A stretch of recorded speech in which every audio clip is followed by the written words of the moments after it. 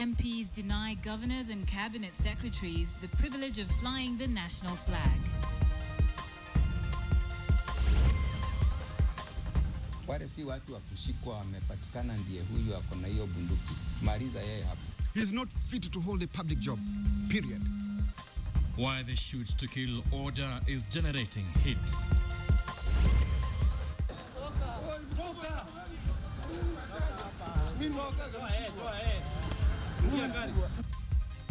Also, hundreds arrested in a night police operation, but just how many are criminals? And experts warn of plots to kill devolution. This is KTN Prime with Nancy Kachungira and Ben Kitili.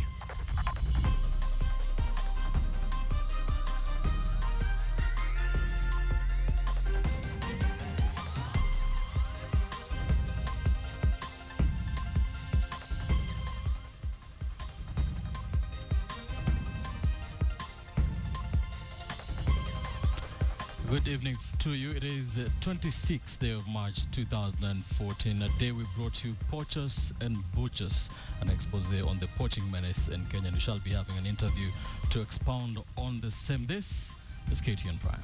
Yes, we're so glad you could join us, and we're so glad you did watch as well, and thank you for your tweets and your feedback. We'll be looking at that as well. Let's begin this bulletin, though.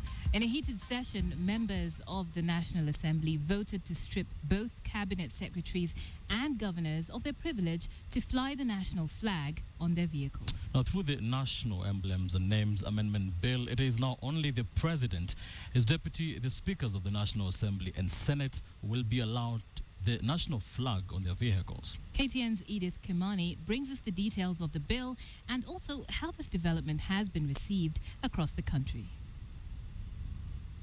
First, there was an acclamation vote and then the physical vote. But both times, members of parliament proved resolute to pass the national flags, emblems and names amendment Bill 2013. As it is, the bill will see cabinet secretaries and governors lose the flags on their vehicles.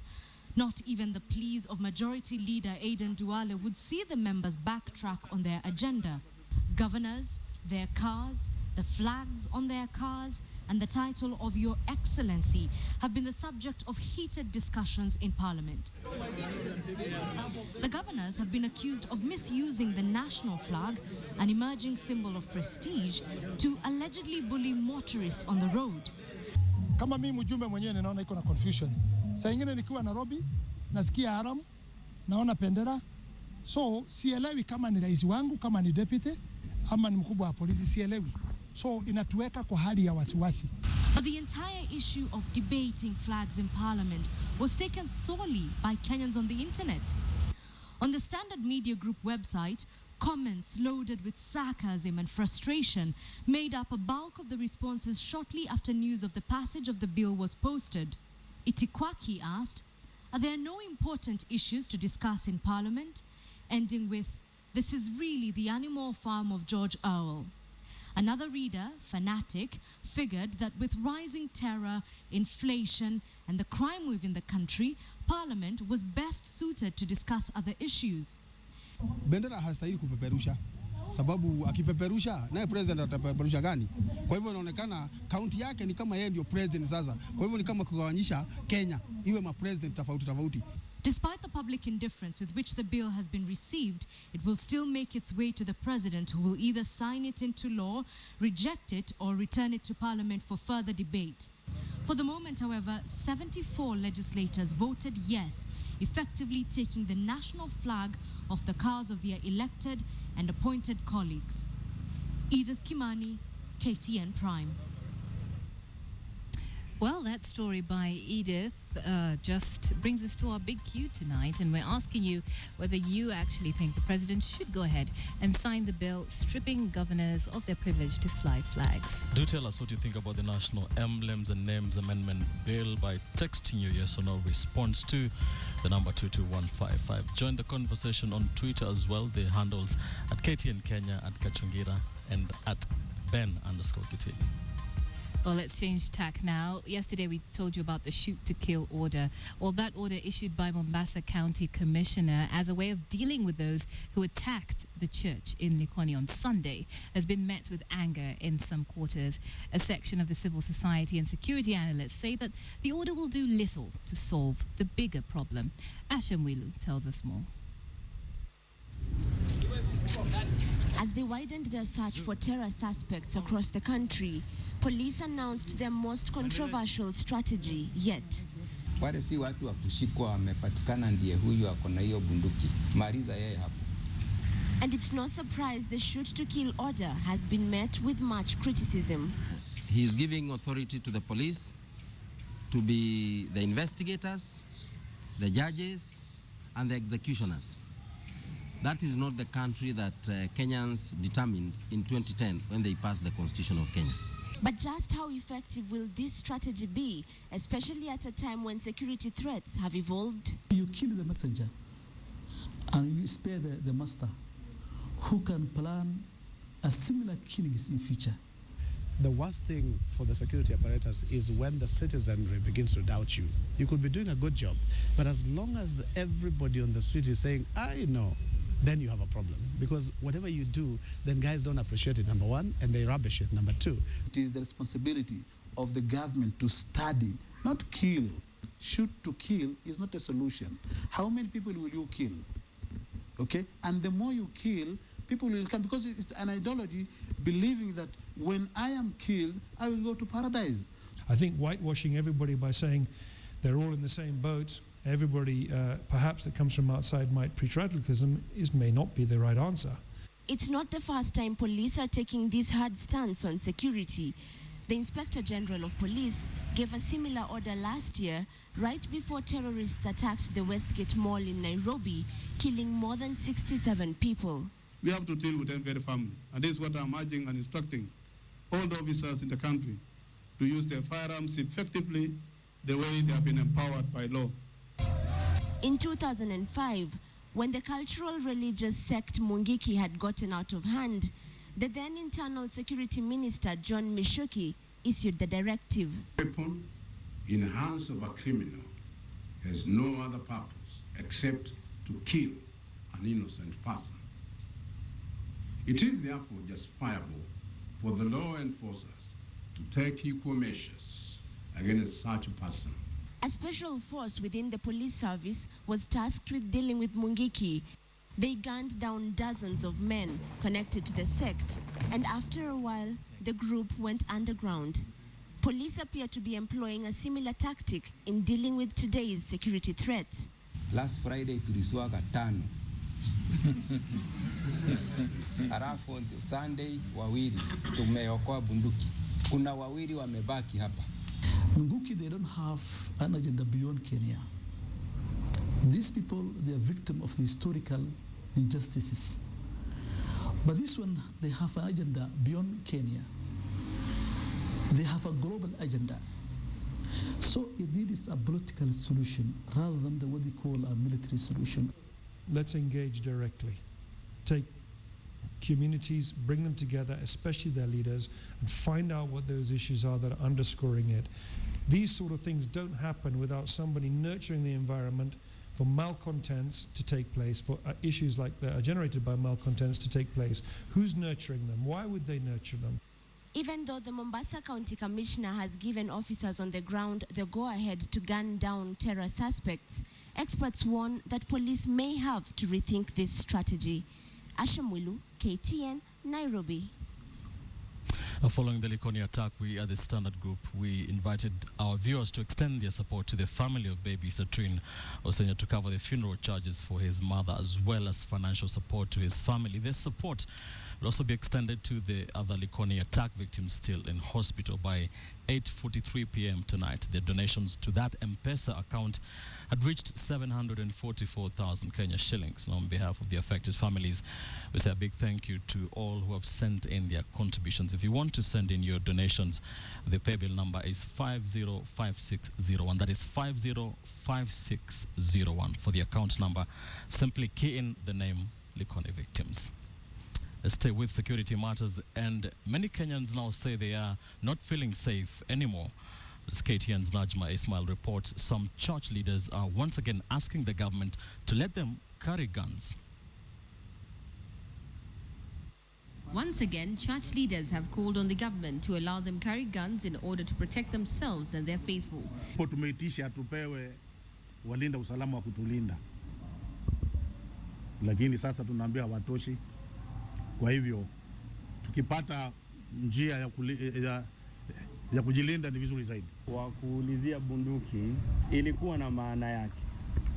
Maana yake ilikuwa ni kwamba tunahitaji usalama. But as much as many Kenyans don't feel safe, some are so not keen to see an arms race among ordinary citizens. Nchi kila mtu ikiwa atabeba silaha itakuwa sasa ni mauano. Itakuwa ni kama Somalia ama nchi zingine ambazo tunaona mbali. Kwa hivyo mimi sioni ikiwa sawa kanisa yoyote kupewa silaha. A government directive in the last 24 hours saw the deployment of hundreds of police officers to boost security operations in Nairobi and its environs.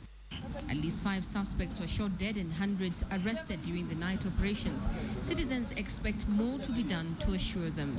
Kusema kabisa niko salama ama siko salama mpaka nifike kwangu nyumbani, kwa sababu mengi yanaweza tendeka, na mara nyingi hasa tumeona kwamba usalama unazidi kuzoroteka. Kitu ningesema ni kwamba makanisa yalindwe, misikiti ilindwe, na all places of worship ipewe ulinzi wa kutosha. Na kama serikali haina askari wa kutosha, they can recall the retirees. With so many insecurity incidences happening across the country, the question begs, have we been left to protect ourselves? Najma Ismail, KTN. And in a related development, members of the National Assembly have this afternoon rejected the Joint Defence National Security Committee report on the Westgate and other terror attacks around the country. The MPs termed the report as unsatisfactory. They demanded that recommendations with specific actions be made.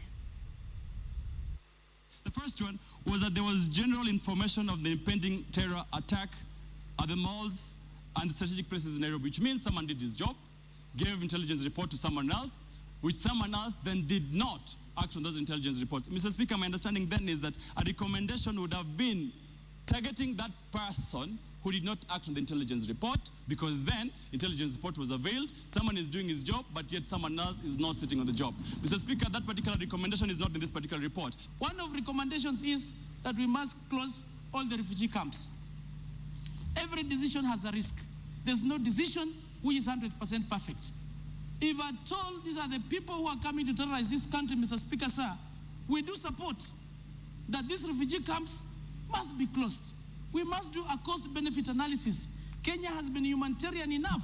If you look at money laundering, if you look at IED, improvised explosive device, if you look about proliferation of arms, if you look at about refugee problems, about contraband goods, all of them are coming from Somalia. President Uhuru Kenyatta goes to Parliament tomorrow for the State of the Nation address. The speech to Parliament comes at a time his administration is grappling with the crippling wage bill and the threat of terror. The President is expected to rally Parliament into supporting his policies for the next year. Is KTN's Samogina with more. The President steps up once again in Parliament to deliver his evaluation of Parliament's undertaking in propelling his administration's agenda. Uhuru will also be delivering his report card to the nation. The State of the Nation's address coming barely 2 weeks before marking 1-year anniversary since his inauguration as President. The President's speech Thursday will be anchored on 3 main crucial areas to position the nation as a regional socio-economic hub. Uhuru's address comes on the backdrop of a church attack in Likoni, Mombasa County, where gunmen indiscriminately sprayed worshippers, killing 6 and injuring a dozen others. Still in Mombasa, a booby-trapped vehicle was intercepted, with intelligence sources claiming it might have come in from Somalia. We will deal decisively with any external threat to our citizens. The recent events exposing fault lines in the country's intelligence gathering system and policing in the country. Insecurity has taken center stage in the country, with muggings, carjackings and break-ins on the rise. Deputy President William Ruto's communications director was kidnapped as residential brazen theft remains unchecked. Yet threats to internal security still remain. We will deal with those threats with the same single-minded resolve. Insiders close to the presidency indicate Uhuru will address the nation on the implementation of national values and ethics. And as such, the president has openly spoken against corruption deep-rooted in government, and in particular, pointing at his Harambee House office as a corruption den. Already finance and procurement staff in the office of the president have been shuffled, moved to other ministries in a bid to break corruption cartels at Harambee House. I will act swiftly to end the scourge of corruption. Corruption makes our country less attractive as an investment destination, and it limits access to much-needed services, stifling efficiency and eats away at our public values. President Uhuru's administration is now grappling with austerity measures. 1 year in office, the president and his deputy have announced they will take a 20% pay cut, while cabinet secretaries will take a 10% pay cut. The president has directed all parastatal chiefs to follow suit and take a 10% pay cut. All arms of government must set the example and lead the way in bringing this wage bill down. Uhuru is also expected to submit to the nation Kenya's international obligations and relations with foreign powers. Samugina, KTN. Well, something that trended on Twitter this evening, Dennis Onsarigo's feature, Poachers and Butchers. Thank you very much for your responses. Obviously, this is an issue that Kenyans care very much about. And we're going to talk about that a little bit. In studio with me, I have Philip Murgor, who is former Director of Public Prosecutions and also a board member at Wildlife Direct. Thank you very much for coming in this evening. Thank you, Nancy. First of all, I just want to know, what did you think of Dennis Onsarigo's piece? What really jumped out for you?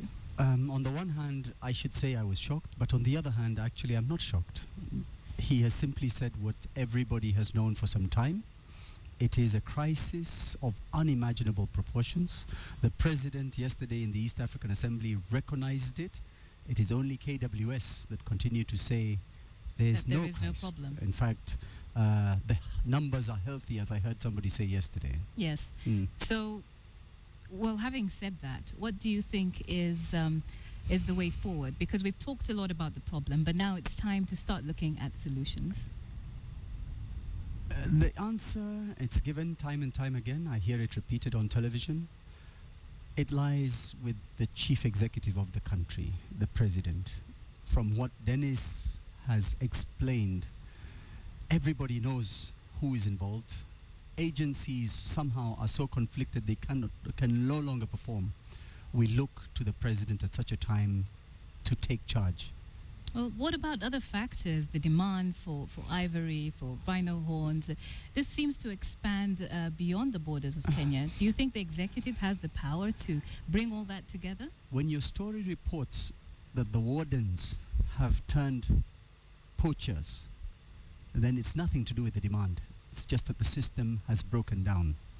There will always be demand for contraband and illegal articles and all sorts of things, but that does not mean you let the situation get out of control.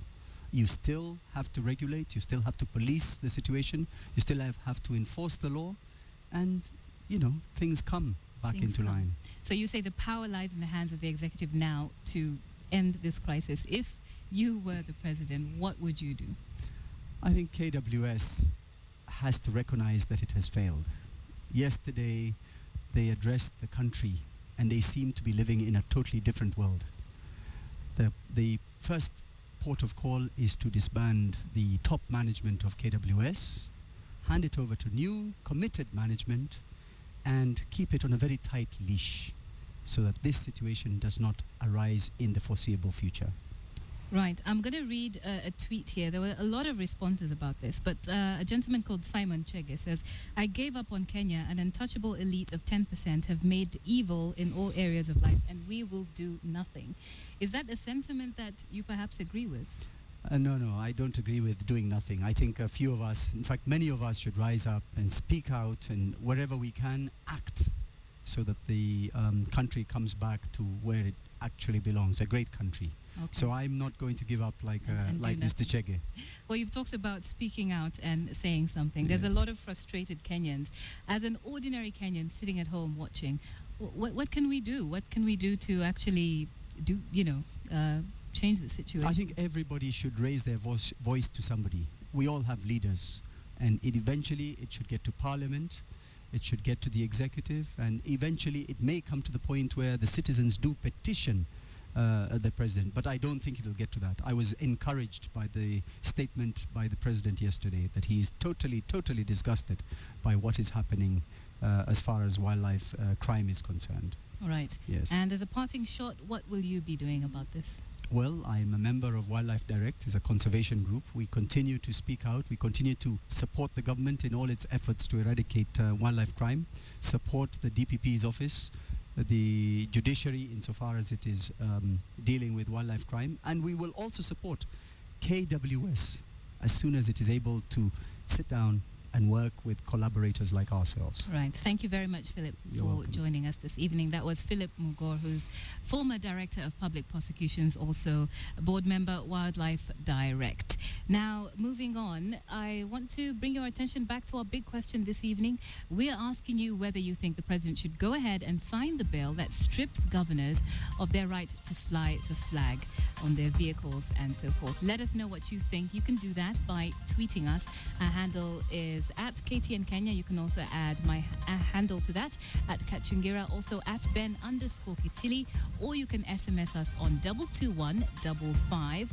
Do start with a yes or no, leave a comment, and of course we'll be looking at your feedback during this bulletin and have a poll result for you at the end. We take a very quick break now. Don't go too far. KTN Prime continues just after this.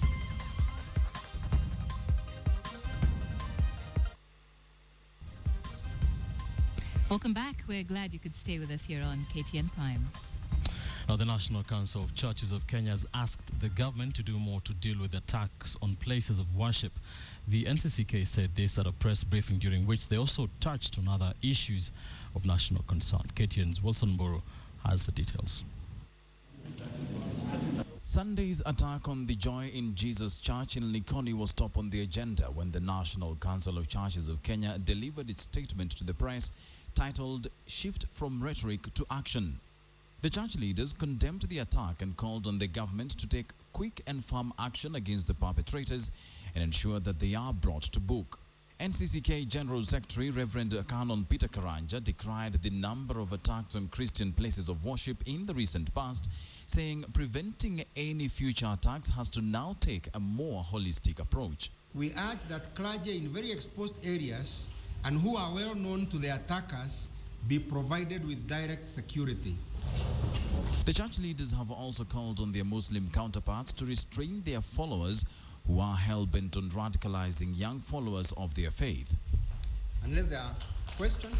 The church also sought to make its point on the controversial marriage bill, which has now caused an uproar, especially among women. The church says the bill, which was passed by Parliament Tuesday, is demeaning to women and is impractical. Karanja says the bill does not respect the principle of equality in marriage, especially with regard to polygamy. If you now allow reckless adoption of polygamy by men invoking African tradition, wouldn't women be right in exploring polyandry? And what would men say to that? The bill is now waiting for the president's assent. On the public wage bill, the church says the president and his deputy should give the country a more concrete plan on tackling the issue. The total costs of the additional MPs and county assembly reps who are nominated, even if you were to remove that from the wage bill, it would be totally inconsequential in percentage. The Executive Council of the NCCK also says it is opposed to the calls to change the constitution in order to reduce the wage bill.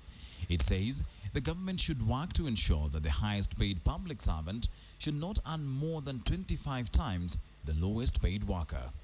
Wilson Buru, KTN, Nairobi. Gladys Boss-Cholet now wants her job back as the Chief Registrar of the Judiciary after the Industrial Court declared her sacking illegal. Cholet has petitioned the Chief Justice, Dr. Willie Mutunga, saying grounds for her dismissal did not exist and as such she should be reinstated. Cholet argues her ejection from office violated her rights. The Industrial Court Judge, Justice Ndumanderi, on the 7th of March, had ruled that the actions by the Judicial Service Commission were excessive and contravened its own regulations. The judge also faulted the move by Chief Justice Mutunga to chair the disciplinary committee, adding that it was unreasonable for the entire commission to insist on investigating Cholet over the allegations of corruption. Now, the JSC dismissed Cholet on the 18th of October last year, saying it had received complaints of corruption against her. Cholet moved to the High Court and petitioned her removal from office, citing bias. Just ahead, we're going to our business studio, and Bonnie Tunya is in the house. He's going to let us know what is the latest in the world of business. Hello, good evening to you, Bonnie. That's right. Good evening, Nancy. As always, we have a lot in store for you, but we'll put our focus on National Bank that is set to send its workers home. I have the details. My name is Bonnie Tunya. This is business. National Bank has announced plans for staff rationalization. This, the bank says, will help it remain lean, efficient, and competitive in the industry. Here's KTN's Adelaide Changola with that report. The restructuring of National Bank of Kenya has been on the cards for some time now, with analysts indicating that this was the only direction that would make the bank compete efficiently. The bank has got a lot of staff compared to what the business size is. According to the managing director, the over 1,800 staff compare poorly to expected deliverables. Trading profit per staff similarly trails our peers. Our return on equity trails that of our peers. Our cost-income ratio is higher than the industry average. The bank says the restructuring exercise will be modeled along retirement structures. What we're doing is voluntary early retirement, which is giving package to those who have attained 50 years and above, and we have a large number of that, who wish to take early retirement so that they can go on their pension, but they also get a good payoff. And NBK leadership believes the exercise will usher it into a more profitable territory, even as it posted a 57% jump in profit before tax, which rose from 1.16 billion shillings in 2012 to 1.81 billion shillings in 2013, attributed to an increase in revenues. Backed by the low interest rate regime, the loan book grew by 61% to 47.85 billion shillings, as customer deposits peaked at 78.82 billion shillings. Adelaide Changole, KTN Business. Well, we rarely do this, but 21-year-old Paul Alfayo Wawira is the winner of the 5 million shillings jackpot in the Fanikisha na Mshwari promotion that was launched by Commercial Bank of Africa and Safaricom on February the 6th, 2014 to cement the saving culture among Kenyans. Now, Charles Gitonga has those details. On a given day, Paul Alfayo would be going about his business in the thick of the Lugari sugar plantation. But this day is no ordinary for the casual laborer. His fortunes have turned true to the meaning. He is the winner of Safaricom's Fanikisha na Mshwari Grand Prize. Alfayo says he has never been away from his rural home, and the trip to Nairobi to collect his prize marked his journey to the Millionaires Club. So how did he land into this club? Mwisho kuweka kwa Mshwari ilikuwa shilingi 200. Na second last ilikuwa shilingi 250. Na last ilikuwa shilingi 300. And with the money, he is already planning big on transforming his lifestyle. Nitakuwa nikinunua miwa na nianze kuuza putali shuka. The Fanikisha na Mshwari promotion was a joint initiative between listed mobile network operator Safaricom and CBA Bank as part of growing a saving culture in the country through the Mshwari platform. Charles Gitonga, KTN Business. And to serious business now, as Nzoia Sugar has announced plans for annual maintenance ahead of schedule. Now, the company says has been occasioned by its inability to sell its sugar products in the local market due to low prices. Joseph Bonyu has the details. Speaking to KTN Business, Nzoia Sugar Chief Executive Officer Saulo Wasilwa complained that the decision was arrived at following low sales of sugar from their factories. This, he added, was attributed to the influx of imported sugar in the Kenyan market, which sells cheaper. Currently, we are holding stocks of about 98,065 50 kg bags of sugar in our godowns. Indeed, we are almost running short of storage space. Currently, a 50-kilogram bag of sugar retails at slightly above 3,000 shillings compared to 7,000 shillings 2 years ago. Most millers, however, laid the blame on illegal imports that seems to have taken the market by storm. But speaking in Mombasa early in the week, the National Assembly's Agriculture Committee laid the blame on millers with import quotas for killing their own industry. Mumia Sugar need to explain to the farmers, to their shareholders, why they are currently disposing of, they are selling of the Kenana sugar from Sudan, vis-a-vis what they are selling from the local market. During the tour, the MPs in the company of Kenya Sugar Board officials toured a number of godowns in the port city to ascertain the extent of imports in the Kenyan market. Although boasting of close to 10 sugar mills, both private and state-owned, the demand for sugar in Kenya outstrips supply. As a result, market regulators KSB allows selected companies to import sugar to match the deficit.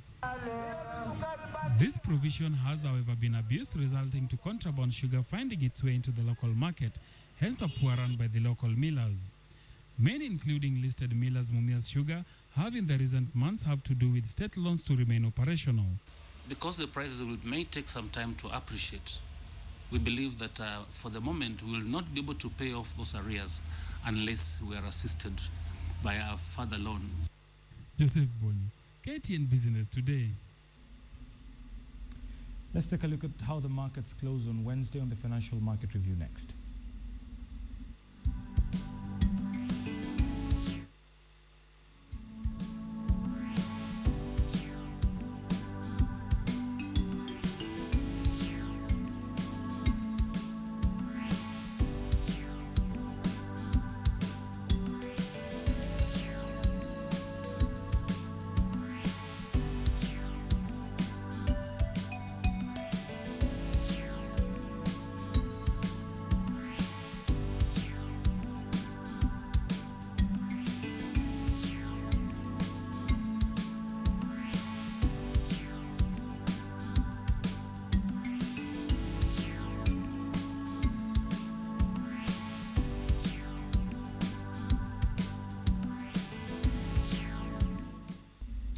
So that's business on the day that Express was the biggest decline and losing ground 9 points. I have more numbers tomorrow. My name is Bonito Nyananzi. Thank you very much, Bonnie, for bringing us up to speed. Now let's recap the story that kicked off our bulletin this evening for you, just in case you missed it. In a heated session today, members of the National Assembly voted to strip both cabinet secretaries and governors of their privilege to fly the national flag on their vehicles. Through the national emblems and names amendment bill, it is now only the President, his deputy, speakers of the National Assembly and Senate who will be allowed the national flag on their vehicles.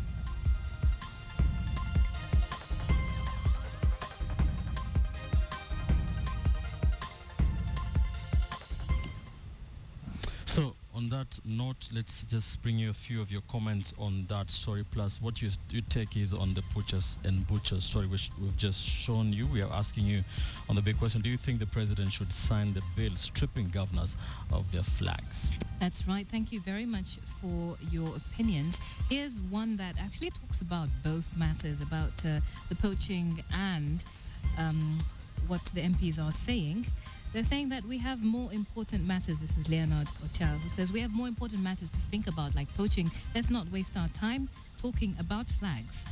Jeffrey Omolo talks about poaching, says the president has to invoke emergency measures to protect the country's elephants and rhinos. Another one from Maureen, who says, or from Naftali, who says, if it's not the government's interest to protect our wildlife, then we can only do so much. We are on our own. Wow. Final one here from Leonard Otieno, who says insecurity, high unemployment et al. Should lead the agenda, not legislation, on who should or who should not fly flags. Thank you for your tweets. Keep them coming in about poachers and butchers or about the flag story. This is KTN Prime. We are taking a quick break, but don't go too far. KTN's Len Washira will be here with the latest in sports. This is KTN Prime.